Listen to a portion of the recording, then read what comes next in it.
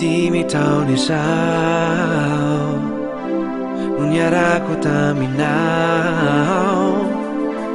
niarady fankaty fampitantana tsy ny fandao, nitoky ny famizahana. Arak'izany dia rahampitso no ivoaka ny laharana fa 720 amin'ny gazety Soa amin'ity herinandro ity. Araka ny afantarantsika azy dia tsy adinoina ireo lamody mbehivavy manasongadina ny gazety Soa izay mahafinaritra tokoa ny mijery azy. Ny resaka fahasalamana ihany koa dia omeny soa laharam-pahamehana ao anatin'ity gazety ity. Raha mitindray mitoraka ity dia iresahana ny havizanana, marary lamosina na aretin'andoha ary raha manantona ny mpitsabo nify.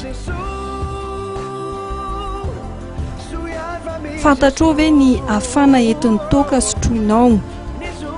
Tsindriany gazety Soa ihany koa fa tandremy fa manantitra aingana ny fisotroana ny soda. Ny gazety Soa ihany koa dia mampafantatra antsika ary mametraka fanontaniana hoe ny lapam-pandriana tokony hosoloina matetika ve? Manampy antsika ao amin'ny resaka fiarahan'ny lahy sy ny vavy ihany koa ny gazety Soa ary amin'ity mitoraka ity dia hovaliana ny fanontaniana hoe inona ny mahatonga ny tsy fankazokevitra eo amin'ny mpifankatia. Mbola lahatsoratra maro samihafa amin'ny teny vahiny ihany koa no entina aminao, iresahana momba ny fanomezana, fanomeny ankizy amin'izao fetin'ny Noely izao, izay fetin'ny ankizy ihany koa. Tsy ho adinoina ihany koa no miresaka ny fankalazana ny Noely sy ny farantaona, ny zavatra tokony atao hampiavaka ireo fotoan'ireo.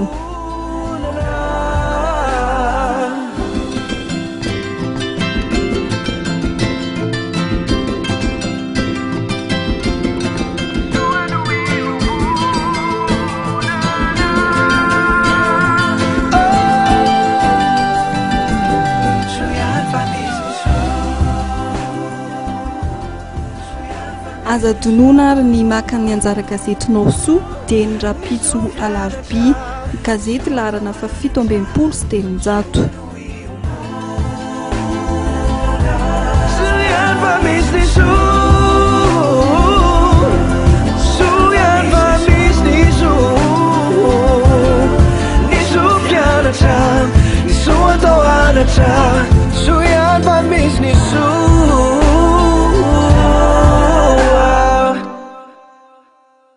Rahampitso Alarobia araka izany ho etanao ny gazety Soa eny amin'ireo mpivarotra mahazatra anao isan'andro ka manentana anao ary hividy izany.